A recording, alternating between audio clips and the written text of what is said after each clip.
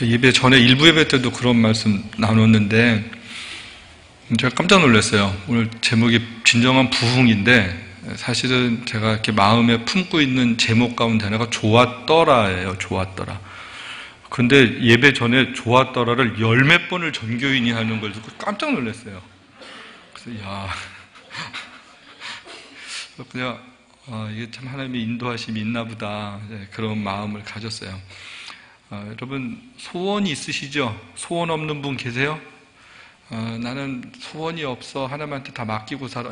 좋은 얘기 같은데 솔직히 뻥에 가깝습니다. 살아있는 모두는 소원이 있어요. 소원 없지 않아요. 연세 드신 분들은 노년에 소원이 있으세요. 건강하게 지내시다가 주님 앞에 잘 가면 좋겠다. 그리고 자손들 잘 되는 모습 보면 좋겠다. 이게 자연스러운 소원이고 기도 제목이에요. 또 직장 다니는 사람들은 직장 생활에 대한, 학생들은 또 미래에 대한, 또 결혼 안 한 사람들은 결혼에 대한 아주 소박하고 자연스러운 소원이 있습니다. 그게 우리 기도 제목이고요. 그건 나쁜 거 아니에요. 그럼 하나님 앞에서 한번 생각해 보세요. 내 소원이 하나님 보시기에 아름다운가 좋은 건가 늘 생각하시면 돼요. 하나님도 그러면 소원이 있으실까 생각해 보면 성경을 보면 하나님도 소원이 있으셨어요. 그리고 그 하나님은 그 하나님의 마음을 직접 선포하면서 이루세요. 창세기를 보면 하나님이 창조를 다 하실 때마다 매일매일 하셨던 말씀이 뭐예요? 좋았다. 좋았다. 하나님 보시기에 심히 좋았다. 그리고 그 좋게 창조하신 세상이 계속 좋은 모습으로 유지되는 게 하나님의 소원이시죠. 그걸 인간들에게 맡겼어요. 대리통치자인 아담과 하와에게 맡겨서 생육하고 번성하고 땅에 충만하라, 땅을 정복하고 다스려라. 하나님이 하나님의 마음을 아담과 하와에게 주시고 아담과 하와를 통해서 이 세상이 계속 아름답게 유지되어지길 원하셨죠. 하나님 소원이었어요. 그럼 이 세상은 어떻게 그게 유지가 되느냐? 하나님이 선포하시면 순종하면 그게 아름다운 거예요. 빛이 있으라 그래서 빛이 있었던 거예요. 해와 달과 11별, 해와 달과 모든 별들, 또 자연들 있어라 라고 말씀하실 때 지어지면 그게 좋았다. 그럼 그 좋았던 모습들을 어떻게 유지해야 되느냐? 이게 인간의 책임인데 우리 인간들이 그 사명을 잘 감당하지 못했습니다. 그래서 생긴 게 뭐예요? 보시기에 좋지 않은 일들이 생겼어요. 이 세상에 갈등이 옵니다. 부부끼리 서로 손가락질하고 책임 전가하고 형제끼리 살인하고 이 세상에 죽음이라는 어느 누구도 극복하지 못하는 것이 들어오게 됐어요. 생로병사에서부터 자유로운 인간은 아무도 없게 되었습니다. 그럼 지금 이 세상이 좋은 거예요? 안 좋은 거예요? 안 좋아요. 좋지 않아요. 다 죽을 거예요. 우리 모두 죽어요. 제가 이제 이번에 들어오게 된 게 제 아버님이 갑자기 병을 얻으셔서 뇌암 말기 판정을 받으셨어요. 그래서 이제 제가 그랬어요. 아무리 목사님으로 사셔도 하나님의 시간을 거슬릴 수는 없어요. 그게 복음이에요. 여러분 믿습니까? 안 죽고 오래 사는 게 복음이 아니고요. 하나님의 시간까지 주어진 사명 잘 감당하다가 하나님 부르실 때 가는 게 복음인 거예요. 그거 뭐냐? 우리 이 땅에 있는 현재 땅이 어려워요. 가뭄이 들어요. 자연재해가 있어요. 다 뭐예요? 하나님 보시기에 좋지 않았어요. 범죄하기 이전엔 이런 일이 없었어요. 범죄한 이후에 이 세상에 생겨난 많은 좋지 않은 현상이고 그 현상 가운데 오늘 우리도 살고 있어요. 그런 세상 가운데 그럼 하나님께서 이 세상을 어떻게 다시금 좋게 회복시켜야 되는가? 하나님께서 사람을 부르세요. 다시금 아브라함이라는 사람을 창세기 12장에 부르셨어요. 그리고 부르셔서 내가 너에게 지시할 땅으로 가라. 그곳에서 다시 하나님의 보시기에 좋은 세상을 만드는 것이 하나님의 소원이었습니다. 아브라함을 부를 때 나이도 있었어요. 가족도 있었고 이 사람의 직업은 우상 만드는 집안 출신이에요. 그러면 가족도 있고 우상 만드는 집안 출신인데 근데 또 하나 나이도 있는데 아이도 없고 그러면 가만히 생각해 보세요. 보시기 좋은 모습이에요? 좋지 않은 모습이에요? 좋지 않죠. 근데 이 사람을 좋게 만들고 싶은 하나님은 가나안 땅이라는 곳으로 인도하세요. 거기서 내가 너와 약속하겠고 여기에 후손을 주겠고 이 땅을 너희 자손들에게 계속 줄 거야. 약속을 하셨어요. 그리고 살아가는 거예요. 근데 아브라함의 삶을 여러분들이 너무 잘 아니까 보시면 처음서부터 좋은 모습이 아니었단 말이에요. 점점 좋아져요. 신앙생활은 갑자기 좋아지는 것이 아니라 은혜는 거저 받지만 은혜 받은 자의 열매 있는 보시기에 좋은 삶은 많은 시간들이 필요한 것 같아요. 훈련도 필요하고. 그래서 아브라함의 삶을 쭉 보면 노력의 결과이기도 하지만 하나님의 은혜의 산물로 그가 변화되고 정말 복 있는 사람이 돼요. 마지막에 하나님이 주신 이삭을 바쳐라 그럴 때 말이 되지 않지만 순종함으로 말미암아 그는 믿음의 조상이라는 하나님 보시기에 참 좋은 칭찬을 받습니다. 결국은 순종이었어요. 순종함으로 그는 은혜 입은 자가 됐고 하나님의 축복과 사랑을 많이 받게 되죠. 노년에 참 좋은 삶을 살았습니다. 이삭 얻고 이삭과 함께 예배드리고 함께 산에 올라가서 예배를 드리기 전에 그렇게 고백을 해요. 종들에게 너희들은 여기 있어. 우리가 가서 같이 예배하고 돌아올게. 그냥 내가 예배할게가 아니라 복수를 써요. 나와 이삭이 올라갈 건데 하나님은 죽여라 이렇게 얘기했는데 같이 예배하고 우리 같이 내려올게. 이 약속을 위대한 믿음의 고백을 하고 올라갑니다. 그리고 정말 하나님께서 약속의 자식 이삭, 이 자식을 통해서 후손들이 복을 받을 거야. 하나님 이 약속을 지키실 거야. 믿음으로 고백하고 자식 죽여도 하나님은 은혜를 베푸실 것이야 라는 믿음을 가졌던 것 같아요. 그 순종이 하나님께서 정말 응답하시죠. 그래서 이삭까지 하나님의 은혜를 입습니다. 이삭의 삶에 어디를 가든지 하나님께서 그를 형통케 하세요. 블레셋이라는 지역에서 살아서 물을 파면 물이 귀할 텐데 물이 나오면 뺏고 또 땅 파서 물 나오면 빼앗기고 막 이렇게 어렵게 살 때 파는 데마다 물이 나오거든요. 여러분 사막에서 그게 쉬운 일이 아니잖아요.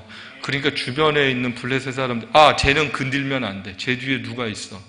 친하게 지내자, 거꾸로 친하게 지내자 하고 찾아와요. 그게 이삭의 삶에 굉장한 하나님의 동행하심의 복이었어요. 그 이후에 근데 이제 우리가 잘 아는 또 야곱과 에서 이야기가 나오잖아요. 에서는 그냥 제껴놓고 야곱을 보면 야곱은 정말 자기 스스로 너무 잘 살고 싶었던 것 같아요. 욕심 부려서. 그래서 한번 사기치고 평생 고생합니다. 한 번의 사기가 그렇게 일생의 고생이 되리라고는 아마 생각을 못했어요. 이거 아버지 축복기도 받으면 진짜 복이 하늘에서 떨어질 줄로 알았는데 그 이후로 아버지 어머니를 보지 못하죠. 형에게 쫓겨다니죠. 그리고 생고생하고 가서 아내 얻고 싶은데 원하지 않게 한 사람을 사랑했는데 아내가 넷이 됐어요. 여러분 축복일까요? 고생일까요? 여자분들은 대부분 고생이라고 그러고 남자분들은 말을 안 해요. 자식이 많아요. 그 자식들끼리 또 싸우고 쉽지 않아요. 거기 가서 고생하면서 그 집안의 DNA에 문제가 있어요. 엄마 쪽에 문제가 있는 거예요. 그러니까. 외삼촌을 만나는데 고수를 만나잖아요. 야곱이 머리를 굴리고 거짓말하는 거는 비교도 되지 않는 고수를 만나죠. 정말 고생 많이 합니다. 그리고 오는데 사랑하는 아내 또한 만만치 않아요. 아버지를 속여. 자기도 삼촌한테 속고 살았는데 그 아내는 지 아버지를 속이니까 얼마나 고수예요. 라헬이라는 여자가. 아무튼 아버지한테 거짓말하고 사기치고 이런 집안. 하나님 보시기에 별로 좋은 집안의 모습은 아니었습니다. 결국은 이들이 돌아오면서 위기를 만나요. 창세기 34장, 35장을 보면 그 위기의 이야기가 나오는데 외삼촌 사기쳐서 도망 나오다가 걸렸는데 하나님께서 그 위기를 넘겨주셨는데 빨리 고향으로 안 돌아가고 머뭇거리다가 딸 아이 하나 디나가 성폭행을 당하는 일이 생기고 또 자기의 친오라비들이 가서 거짓말 치고 또 할례 받아야지 우리가 된다 그러고 나서 다 죽이고 이런 일이 생기죠. 그럴 때 가나안 족속들이 동맹을 맺고 이 집안을 죽여야 되겠다라는 것 같아요. 위기죠. 야곱 이야기를 합니다. 저들은 많고 우리는 수가 적은즉 우리는 다 멸망할 거야. 너희들이 저들에게 냄새를 나게 했어. 죄를 풍겼어. 이렇게 이야기를 합니다.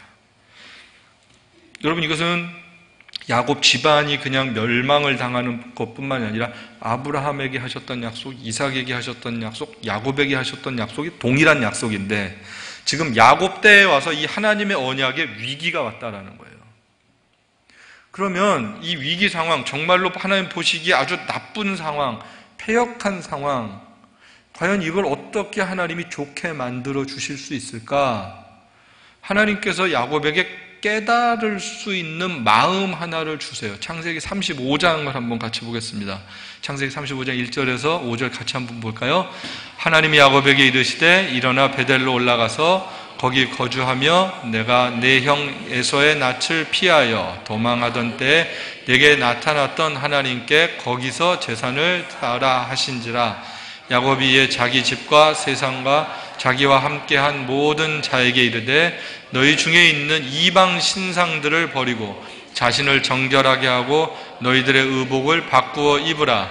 우리가 일어나 베델로 올라가자. 내 환난 날에 내게 응답하시며 내가 가는 길에서 나와 함께 하신 하나님께 내가 거기서 제단을 쌓으려 하노라 하매 그들이 자기 손에 있는 모든 이방 신상들과 자기 귀에 있는 귀고리들을 야곱에게 주는지라. 야곱이 그것들을 세겜 근처 상수리 나무 아래 묻고 그들이 떠났으나 하나님이 그 사면 고울들로 크게 두려워하게 하셨으므로 야곱의 아들들을 추격하는 자가 없었더라.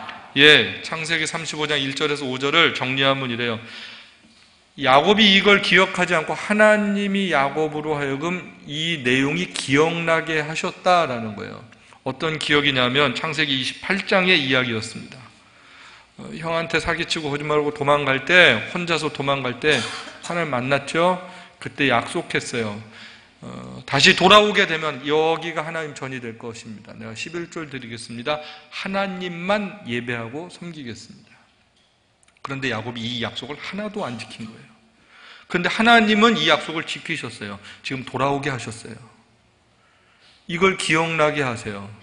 그리고 나서 보니까 야곱이 가만히 보니까 나만 하나님을 잊고 산 것뿐만 아니라 온 집안이 지금 뭐 하는 것 같아요? 보니까 우상 숭배했어요. 여기 보니까 성경 구절에 놀라운 거예요. 우상을 섬겼다. 우상을 다 가져와. 금, 귀걸이, 신상 이런 거 부적 다 가져와. 여러분 한번 가만히 생각해 보세요.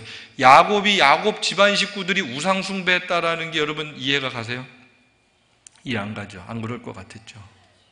그런데 온 집안이 우상 숭배했다라는 거예요. 그리고 깨닫는 거예요. 나 하나님만 섬기기로 했는데 어떻게 하다 우리 집안이 이렇게 됐지? 나 하나님을 예배해야 되는데 왜 모든 집안과 내 종들까지도 다 우상 숭배하게 됐지라는 것을 깨닫습니다. 그리고 그거 다 가져와라 그러고 땅에다 다 묻어버렸어요. 쉽지 않은 결정입니다. 오랫동안 섬겼던 우상, 여러분 금 붙이고 뭐고 이런 소중한 것들, 여자들 폐물 이런 거 버리는 거 쉽지 않아요. 그런데 그런 것이 다 우상의 형상을 가지고 있었던 부적 같은 거였어요. 그거 다 가져와라, 다 버려버렸어요. 왜냐하면 버리지 않으면 싹 다 죽게 될 것 같은 분위기였다는 거죠. 그걸 다 버립니다. 그럴 때 하나님께서 그들에게 은혜를 베풀어 주세요. 마지막 절 보니까 그 고을 사면에 하나님이 두렵게 하심으로 야곱의 자식들을 추격하는 사람이 없었다라고 얘기를 해요. 그럼 뭐예요? 추격하려 그랬다라는 거죠. 이 집안 죽여야 되겠다고 생각했던 거죠. 멸망시켜야 돼라고 생각했는데 그러지 못하게 하나님이 막아주셨다라는 겁니다. 다시금 하나님은 야곱의 집안을 좋은 집안 만들고 싶으셨어요. 다시금 회복시키고 싶으셨어요. 하나님 보시기에 좋은 모습으로, 하나님 섬기는 모습으로 이 가족 바꾸시고 싶었던 것이 하나님의 마음이었습니다. 그럼 야곱 집안의 회복의 시작이 뭐였어요? 우상을 버리는 일이었습니다. 우상을 버리고 하나님을 섬길 때 비로소 회복은 있습니다. 우상을 버리고 하나님께로 돌아갈 때만 소망이 있는 거예요. 우상을 버리고 하나님을 예배할 때만 구원이 있다는 것이죠. 이것이 지금 야곱 집안의 놀라운 축복의 모습이었습니다. 그리고 성경은 요셉 이야기가 나오고 요셉이 애굽의 총리가 되고 그리고 모세를 통해서 하나님이 다시 애굽에서 가나안 땅으로 회복시키는 그런 모습의 역사들을 이어주고 있어요. 그런데 출애굽기 32장쯤 가면, 출애굽기 32장 이제 쭉 기적들 모세를 통해서 홍해 건너서 와서 시내산에 있을 때인데, 그리고 하나님의 말씀을 쭉 산 위에서 받고 있을 이야기가 끝날 즈음에 기록한 32장은 산 위에서는 모세가 문자로 된 하나님의 말씀을, 성경을, 지금의 창세기, 출애굽기, 레위기, 민수기, 신명기 율법을 받을 때 밑에서는 무슨 일이 일어나고 있냐면 금송아지 만드는 놀라운 일이 생깁니다. 여러분 한번 생각을 해보세요. 모세가 말씀을 받는데 밑에서는 금송아지를 만들고 있는 거예요. 그러면서 32장 1절 말씀 한번 같이 보실까요? 1절에서 6절 말씀 같이 봅니다. 백성이 모세가 산에서 내려옴이 더딤을 보고 모여 백성이 아론에게 이르러 말하되 일어나라, 우리를 위하여 우리를 인도할 신을 만들라. 이 모세 곧 우리를 애굽 땅에서 인도하여 낸 사람은 어찌 되었는지 알지 못함이라. 아론이 그들에게 이르되 너희의 아내와 자녀의 귀에서 금고리를 빼어 내게로 가져오라. 모든 백성이 그 귀에서 금고리를 빼어 아론에게로 가져가매 아론이 그들의 손에서 금고리를 받아 부어서 조각칼로 새겨 송아지 형상을 만드니 그들이 말하되 이스라엘아, 이는 너희를 애굽 땅에서 인도하여 낸 너희의 신이로다 하는지라. 아론이 보고 그 앞에 제단을 쌓고 이에 아론이 공포하여 이르되 내일은 여호와의 절이니라 하니 이튿날에 그들이 일찍이 일어나 번제를 드리며 화목제를 드리고 백성이 앉아서 먹고 마시며 일어나서 뛰노는지라. 네, 여러분 지금 이 장면은 아주 역사적인 장면입니다. 산 위의 그림과 산 아래 그림이 너무 극적인 대조를 이루는 그런 상황이에요. 우상의 내용을 보면 여기 보면 뭐라고 되어 있냐면 우리를 위하여 우상을 만들자라고 얘기를 해요. 우상의 정체가 뭐냐면 우리를 위하여 존재하는 것이 우상입니다. 우상 섬기는 사람들을 보면 그 신을 존경하거나 그 신을 예배하거나 그 신을 영화롭게 하는 타종교가 없어요. 그 신을 통해서 다 내가 잘 되는 거예요. 그게 우상이죠. 그러면 우리 그 전에 옛날 우리 한국 문화도 그랬어요. 어디 가다가 돌멩이 갖다가 이렇게 쌓아놓고 그러고 빌어요. 원래부터 있었던 누가 신비한 돌이에요? 인간들이 쌓아놓은 돌이에요. 괜히 가다가 돌 하나 쌓아놓고 이렇게 빌어요. 제일 재밌는 거는 지금은 이제 그러지 않아요. 저 남대문 시장 그 전에 이렇게 다녀보면 한국에서 돼지 목 있잖아요. 돼지 목을 이렇게 잘 쳐서 잘라서 아주 삶아서 웃는 돼지가 비싼 거 아시죠? 연습에서. 여러분 보세요. 그 돼지의 목을 쳐서 삶아서 놓고 걔한테 절을 해요. 그 신이 그 돼지가 얼마나 능력이 없으면 인간에게 붙잡혀서 죽임을 당하고 목베임을 당해서 참수를 당해서 있는데 거기다 절을 하고 그 돼지가 우리에게 복을 줄 거야 라고 생각을 하는 거예요. 말이 된다고 생각하세요? 북어 말려서, 그것도 생 것도 아니고 말려서 걸려있는 걸 놓고 제가 우리를 잘하게 해줄 거야. 이게 인간이에요. 내 힘으로 어쩔 수 없는데 어떤 거에든지 아무거나 하나 걸리면 돼. 돼지든 북어든 돌이든 나무든 별이든 아무 상관이 없어요. 아무거나 하나 걸리면 돼요. 결국은 누굴 위하여? 나를 위하여. 여러분 우리가 하나님을 예배한다고 하면서 하나님을 통해서 내가 잘 되고 싶어하는 것은 하나님을 순간 뭐로 만드는 거냐면 우상으로 만들어 놓는 거예요. 이스라엘 백성들이 금송아지를 만들어 놓고 제가 우리 하나님이 앞으로 지금 그렇게 얘기를 하는 거예요. 우리를 위하여 신을 만들고 우리를 인도할 신을 만들자. 무서운 이야기입니다. 우상이 뭔지, 기독교와 우리가 섬기는 하나님과 다른 종교와 내 안에 있는 우상이 뭔지를 결정지을 수 있는 게 뭐냐? 내가 누군가를 예배한다라는 거와 그 신이 나를 잘되게 하는 거의 차이입니다. 우린 하나님을 예배하는 줄로 믿습니다. 우린 하나님을 영화롭게 하는 거예요. 그 하나님만을 높이는 거예요. 나의 행복과 불행과 이거는 사실 별 의미가 없어요. 그냥 하나님을 높이는 거예요. 다니엘이 그래요. 하나님 살려주셔도 좋은데 그리 아니하셔도 괜찮아요. 괜찮아요. 아까 사나 죽으나 주님의 것 그런 피아노 반주를 하는데 참 좋았어요. 아, 그렇지. 내가 잘 되는 거가 아니라 하나님이 영광을 받으시는 거지. 그게 신앙이거든요. 우리 기독교는 하나님 영광 받으시는 거예요. 지금 이스라엘 백성들은 하나님을 예배하는 것 같은데 하나님 예배하지 않았어요. 나 잘 되고 싶었어요. 내가 행복하고 싶었고요. 앞으로도 불안하고 싶지 않았어요. 그렇게 해서 이스라엘의 역사가 갑니다. 우상 숭배했던 것이 시작이 됩니다. 시간이 지났어요. 모세 가서 진노했어요. 심판을 받았어요. 근데 가나안 땅에 들어가서 살면서 또다시 우상 숭배가 반복이 돼요. 하나님께서 말씀을 하세요. 너희가 들어갈 땅은 신명기에 보면 그 후대들에게 많은 이방인들이 살게 될 거고 이방신들이 있을 거야. 근데 그 우상을 섬기면 안 돼라는 것을 말씀을 주셔요. 그런데도 이스라엘 백성들이 끊임없이 우상 숭배합니다. 왜요? 다른 나라들을 보니까 우상을 섬기는데 잘 살아요. 왠지 그 신들이 잘해줘서 그런 것 같아요. 왠지 그 신들이 풍요를 주는 것 같아요. 바알과 아세라가 그런 풍요와 다산의 신이거든요. 잘 살게 해주고 우리 자식들 잘 낳고 잘 되게 해줄 것 같은 신이에요. 그게 뿌리 가운데 있는 거예요. 그러니까 계속 어려워요. 그래서 사사기 시대를 지나고 어려움 당하다가 우리에게 왕이 없어서 그런가 하나님 앞에 백성들이 막 데모해요. 우리도 왕 세워주세요. 왕 세워주세요. 근데 그 왕이 세워주면 너네를 압제할 텐데 괜찮아요. 괜찮아요. 왕 세워줘. 그래서 세운 왕이 누구예요? 사울이었어요. 얼마 안 가서 하나님께서 폐위하시고 하나님을 잘 섬기지 않으니까 하나님께서 약속을 주시면서 새로운 하나님의 마음에 합한 다윗을 왕을 세우시죠. 다윗은 하나님 마음 합했어요. 인간적인 실수와 연약함이 있는데 한 가지를 끝까지 잘한 게 뭐예요? 하나님 한 분만을 섬기는 일을 잘해요. 하나님 마음에 기뻤다라는 얘기는 하나님을 예배할 줄 알았다라는 거예요. 그리고 다윗은 늘 물어요. 무슨 일이 하나님 어떻게 할까요? 라고 물었어요. 그리고 순종했어요. 잘못했다가도 선지자들이 얘기하면 회개하고 돌아올 줄 알았어요. 그게 다윗을 하나님이 받으셨던 모습이었어요. 그래서 다윗의 길이라고 성경은 이야기를 합니다. 다윗의 길을 쫓지 않고 그러면 다 악한 거예요. 그 얘기는 하나님을 섬기지 않고 우상 섬겼다라는 얘기예요.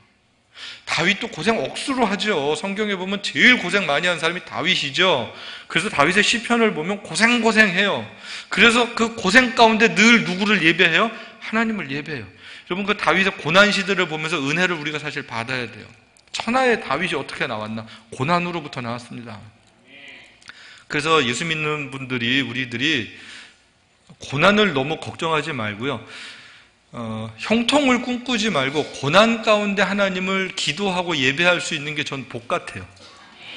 여러분 배부르고 등 뜨신 사람이 예수 잘 믿는 사람 진짜 보기 어렵죠. 근데 우리가 그러고 싶죠. 그러고도 하나님 앞에 쓰임받고 싶죠. 되게 어려워요. 그러니까 그걸 아예 꿈꾸지 마세요. 시험 들어요. 시험. 우리 스스로 시험 들어요. 그래서 저는 적당히 빚이 있고 틈틈이 아프고 틈틈이 남편과 자식들이 속썩이는 게 복이라고 생각을 해요. 그래서 교회 올 수 있다면, 그래서 한 번 더 기도할 수 있다면, 그래서 찬송 부르다가 눈물 흘릴 수 있다면 그게 복이에요. 돈도 많고 시간도 많고 할 일이 없어서 여행을 다녀야 되는데 주일을 어떻게 하지? 이게 복이 아니에요. 이게 힘든 거예요. 이게 할 일은 많은데 교회가 딱 걸려 있어요. 이게 위기예요. 이게 위기. 고난이 복입니다. 믿습니까? 그래서 우리에게 고난을 주신 게 참 감사해요. 성경은 말합니다. 고난이 너희의 유익이다. 도대체 뭐가 유익이라는 거야? 그런 생각이 들잖아요. 근데 가만 지나고 나면 유익이에요. 그게 정말 큰 축복입니다. 난 생전 병원 한번 간 적이 없어. 아니 병원 가는 게 복이에요. 예, 아파서 병원 가고요. 목사님 기도해 주세요. 이게 복이고요. 예? 우리가 또 속을 썩여요. 괜찮아요. 감사하세요. 언젠간 하나님이 때가 되면 회복시켜 주시면 새 사람 될 날이 옵니다. 믿음을 갖고 사는 거예요. 내가 잘 키워서 이놈이 잘 된다. 아니, 선만의 말씀이에요. 믿음으로 사는 거예요. 은혜로 사는 거예요. 우리가 잘 키워서 천만의 말씀. 그럴 일 없어요. 하나님 은혜예요. 은혜. 은혜 아니면 서지도 못하고요. 은혜 아니면 회복도 없고요. 은혜 아니면 꿈도 꿀 수 없습니다. 이스라엘 백성들이 좀 살만 하면 이게 딴짓하는 거예요. 여러분, 솔로몬 때 가서 이제 나라가 그때부터 망가지기 시작하는데요. 솔로몬은 우리가 잘 아는데도 아버지가 다윗이에요. 모든 걸 준비해 놨어요. 주변 나라 정리 싹 해놨어요. 성전 지려고 재산도 모아놨어요. 근데 하나님께서 너 말고 네 자식. 그래서 솔로몬 때 가서 성전도 짓고 왕궁도 짓고 하나님께서 또 은혜도 주셔서 지혜도 되고. 그런데요, 솔로몬이 출신 성분이 역사 속에 솔로몬 같은 금수저가 없지 않습니까? 대표적인 금수저가 솔로몬이에요. 솔로몬. 그러니까 인물 좋지요, 집안 좋지요, 뭐 가진 것 뭐 한도 끝도 없죠. 거기다 하나님이 지혜까지 주셨으니 나무랄 데가 없잖아요. 그랬더니 얼마 안 지나서 망가지기 시작하는 거예요. 주변에 있는 나라들과 어떻게 하면 화평하게 살 수 있을까 하면서 하나님을 의지하지 않고요, 정략 결혼들을 합니다. 모압, 암몬, 에돔, 블레셋, 애굽 싹 주변에 있는 모든 여자들과 결혼하고 첩두고 그래요. 그 자식도 자식을 다 알았을라나 모르겠어요. 그 마지막에 되게 고마운 게 그분이 전도서를 안 기록해 줬다면 참 허망했을 텐데 다 누린 다음에 결론이 뭐예요? 헛되고 헛되니 헛되고 헛되더라. 이거 하나가 그분이 남겨준 최고의 진리. 전도서 없이 솔로몬은 존재해야, 그 한 절 쓰기 위해서 하나님이 그냥 내버려 두신 것 같아요. 헛된 꿈 꾸지 않게 되길 축복합니다. 그래서 솔로몬 이후에 르호보암이라는 자식이 이제 왕자가 되는데요. 성경이요, 잘 읽어보면, 여러분 꼼꼼히 읽어보면 뭐라고 되냐, 르호보암의 어머니가 암몬 여인이었더라, 이렇게 되어 있어요. 수많은 아내들을 얻을 때 이방 여자들을 통해서 낳은 자식이 왕위를 얻습니다. 근데 이방 여인들이 들어오면서 다 하나씩 뭘 갖고 들어왔어요? 우상을 가져왔어요. 지들이 섬겼던 우상들을. 그리고 르호보암이 정치를 잘 못해요. 친구들 이야기를 들어요. 그럼 대부분의 친구들이 누구였겠어요? 우리가 상상을 해볼 수 있는 거예요. 이방 여인들로부터 난 왕자들 아니겠어요? 우상 숭배하는 어머니 밑에서 자란 자식들이었어요. 역사는 어려워지는 거예요. 그리고 나서 이 나라가 둘로 쪼개지는 거예요. 북쪽의 열지파가 여로보암에게로 쪼개지고 남쪽만 남아요. 유다 지파만. 그러고 났을 때 오늘 읽은 본문을 보면 여로보암을 따랐던 수많은 북쪽에 있는 지파들이 이야기하면 더 이상 우리가 다윗과는 무슨 상관이 있으리요? 다윗을 떠나요. 그 이야기는 어떻게 보면 하나님을 떠나는 얘기의 전조 같은 이야기입니다. 그리고 나서 북쪽 이스라엘의 여로보암 중심으로 나라가 형성이 돼서 사는데, 가만히 생각을 해보니까 이 사람들이, 이스라엘 백성들은 절기 때가 되면 1년에 몇 차례 남쪽을 내려가야 되잖아요. 근데 내려가다가 보면 자꾸 다윗 생각하고 옛날 생각하고 다시 이스라엘 통합국가로 돌아가게 되면, 르호보암이 생각할 때, 여로보암이 생각할 때, 나를 죽이고 다시 이들이 다윗 집안을 섬기면 어떡하지? 라는 두려움을 갖게 돼요. 그리고 나서 머리를 쓰는 거예요. 어떻게 하면 이들의 마음을 이스라엘로 돌아가지 않게, 유다로 돌아가지 않게, 예루살렘으로 돌아가지 않게 할까 하다가 생각한 게, 그래, 바로 그 경계선 위에다가 금송아지 우상을 하나 만들자. 그리고 맨 북쪽에다가 금송아지 우상을 하나 만들자. 지도를 한번 보여주시겠어요? 이스라엘 지도를 보시면 남유다 위에 예루살렘이 있습니다. 바로 위에 베델이 있고요. 베델에다가 금송아지 우상을 하나 만드는 거예요. 그리고 맨 북쪽 단에 금송아지 우상을 하나 만듭니다. 그리고 이야기를 해요. 예루살렘에 내려가지 않아도 돼. 내려가기 전에 우상 숭배할 수 있는 신당을 만들어 놨습니다. 그리고 북쪽에 있는 사람들, 저 북쪽 가서 우상 숭배해. 거기 가서 예배드려. 이 금송아지가 우리 하나님이야. 무서운 이야기예요. 남북으로 딱 경계를 해놓고 그 안에서 있게 하고 여호와 신앙을 버리게 만듭니다. 그리고 더 무서운 건 뭐예요? 제사장은 아론의 계열이었어야 돼요. 레위지파 출신이어야 돼요. 그러지 않고 아무나 제사장 될 수 있게 합니다. 하나님께서 절기를 정해주셨어요. 날을 정해주셨어요. 날을 바꿔버려요.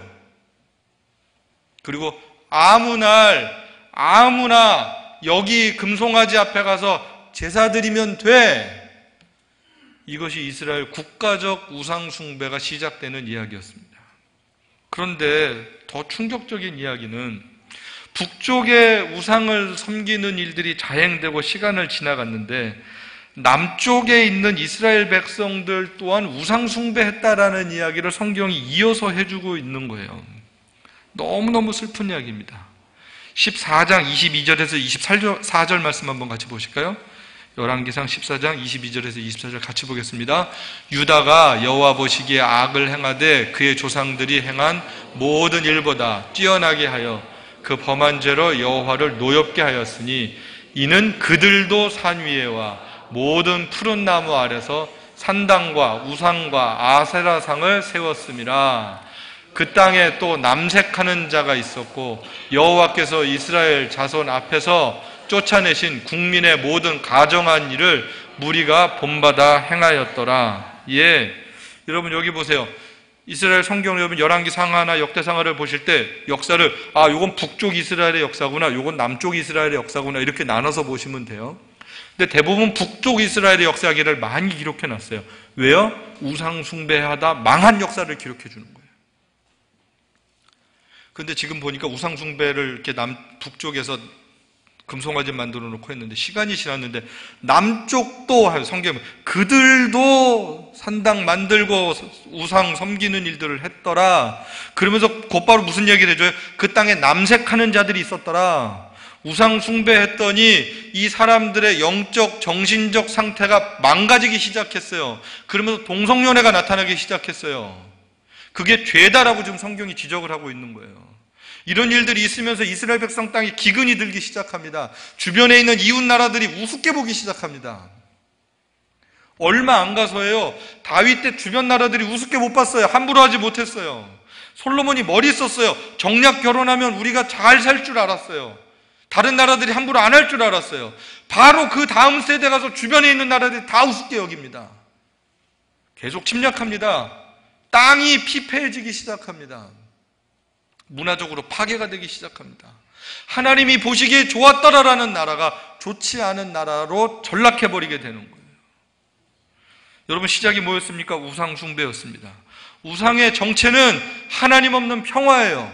하나님을 이용한 나의 행복이에요. 하나님 없는 인권이에요. 하나님 없는 자연주의예요. 성경 없는 기쁨입니다. 여러분 이런 것들이 우상이에요. 우리가 무너뜨려야 되는 게 뭐냐? 우리 안에서 싸워야 되는 게 뭐냐? 말씀 없는 기쁨, 진리 없는 자유, 하나님 말씀에 순종하지 않는 모든 인간들의 평등, 이런 것들이 우상 숭배 이후에 나타나는 사상적 기조다라는 것이죠. 우린 이 싸움을 해야 되는 사람들입니다. 그냥 나도 와서 하나님 잘 섬기고 예배드리고 하나님 기도했더니 하나님 복 주세요, 평강 주세요, 우리 자식 잘 되게, 이게 아니라 영적인 싸움을 하는 시대를 살고 있어요. 진리 싸움을 하는 시대를 살고 있습니다. 성경을 지켜낼 수 있느냐 없느냐의 싸움이에요. 하나님의 말씀이 생명이다, 이 말씀에 순종해야 된다, 이것을 우리가 정말 지켜낼 수 있느냐. 굉장히 위기의 시대를 살고 있습니다.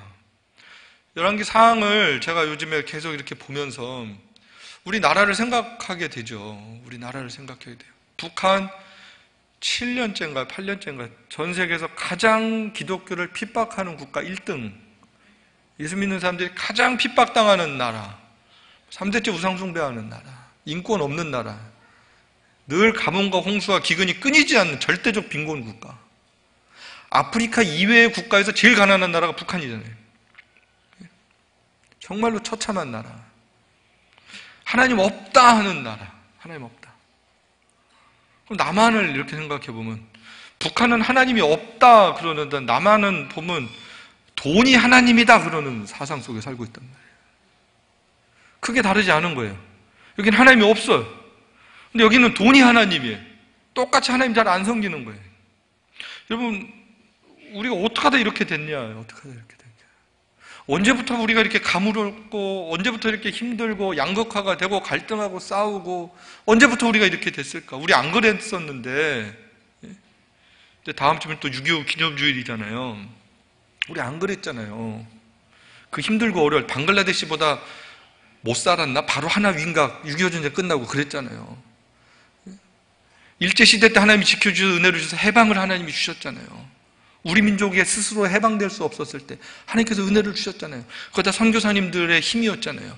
기독교의 힘이었잖아요. 6.25 때도 마찬가지예요. 1953년에 한민족을 생각하면서 작사했던 찬송가, 눈을 들어 하늘 보라, 어두워진 세상 중에 곳곳마다 상한형의 탄식 소리 들려온다. 길을 잃은 많은 사람, 빛을 잃고 헤맬 때 그 찬송을 불렀어요. 하나님의 은혜를 구했어요. 그리고 회복이 됐어요. 회복이. 너무 가난해도 살만했어요. 너무 힘들어서 기도했어요. 그리고 교회 가는 기쁨과 즐거움이 있었고 예배하는 행복이 있었어요. 서로 사랑하며 살 수 있었어요. 그런데 언제부턴가 살만해지고 나서부터 국민소득이 2만 불이다, 복지다, 뭐 이렇게 얘기를 하는데 좋은 얘기 같았는데 점점 힘들어지고 점점 환경은 피폐해지고. 여러분, 충청도가 언제부터 이렇게 가물었어요? 그 전에 이러지 않았잖아요. 여러분, 이스라엘 백성들을 하나님께서 가나안 땅으로 인도하셨어요. 거기는요, 물보다 높은데 국가가 형성되어 있는 땅입니다. 하나님 말씀하세요. 여기서 너희가 하나님을 섬겨. 천수답 같은 땅이에요. 뭐예요? 너희가 여기서 하나님을 섬기면 내가 이른 비와 늦은 비를 줄 거야. 하나님 보고 살라는 땅이었어요. 너희들의 노력의 결과로 살지 말고 하나님의 은혜로 살아가는 걸 너희가 배워봐. 한번 기도하고 살아봐, 예배하고 살아봐, 순종하고 살아봐. 내가 책임질게 하는 땅이었어요. 그곳으로 인도하신 거예요. 하나님만 바라보고 살 수밖에 없는 땅, 하나님을 의존하지 않고는 생존이 불가능한 곳, 그게 축복의 땅이었습니다. 지금도 마찬가지입니다. 우리의 노력과 지혜와 경제적인 것으로 세상을 어떻게 잘 살고 아름답게 하고 평화롭게 하고 싶었는데 그게 안 되는 거예요. 그게 안 되는 거예요. 우리의 진정한 평화는 어디서 오는가? 우리의 진정한 행복은 어디서 오는가? 하나님의 말씀에 순종할 때 하나님이 좋았더라라고 선언하실 때 비로소 이루어지는 열매입니다. 오늘 우리가 회복해야 될 게 뭔가? 오늘 우리가 회복해야 될 게 뭔가? 오늘날 교회들이, 성도들이 먼저 회복해야 될 게 뭔가? 우리의 우상을 버리는 일을 할 때, 그리고 하나님께로 돌아갈 때 하나님의 회복의 은혜가 우리 가운데 있게 될 줄로 믿습니다. 그게 우리가 살 길이고요, 교회가 살 길이고요, 우리 서산이 살 길이고요, 충청남도가 살 길이고요, 대한민국이 살 길입니다. 우리가 살아야 마지막 하나님 다시 오실 길 예비할 수 있어요. 하나님께서 우리 민족은 정말 큰 은혜를 주셨어요. 큰 은혜를. 우리 민족을 통해서 아직도 하시고자 하는 일들이 많으세요. 이런 말씀은 뭐 시간이 없어서 다 못해요. 정말 하나님께서 역사 속에 하셨던 일들을 쭉 찾아보면 너무너무 기가 막히게, 정말 신묘막측해요. 여러분, 진짜 하나님의 꿈을 갖게 되길 축복합니다. 그게 진짜 부흥입니다. 진짜 부흥은 숫자에 있지 않고요, 하나님의 마음을 알고 하나님께로 돌아가는 사람들이 있느냐 없느냐, 하나님께 무릎 꿇을 수 있는 백성들이 있느냐, 하나님 앞에서 정직하게 내 마음의 우상을 내려놓을 수 있는 사람들이 있느냐, 그럴 때 비로소 부흥은 시작될 줄로 믿습니다. 이 시간 한번 같이 우리 찬양하고 기도했으면 좋겠어요. 우리 아까 부흥 찬양했는데, 부흥 찬양을 하면서 하나님, 우리의 우상들을 태우신다 그랬는데 내 마음의 우상들이 제거되는 은혜가 있게 하시고 내 마음에 하나님만을 예배하는 꿈이 있게 하시고, 그래서 하나님 내가 회복되고 정말로 진정한 회복이 이루어지고, 하나님 우리의 예배와 회복 가운데 하나님 이 지역에 비도 내려주시고 다시금 하나님께 돌아가는 은혜가 있게 하여 주옵소서. 이런 마음으로 한번 같이 찬양을 했으면 좋겠습니다.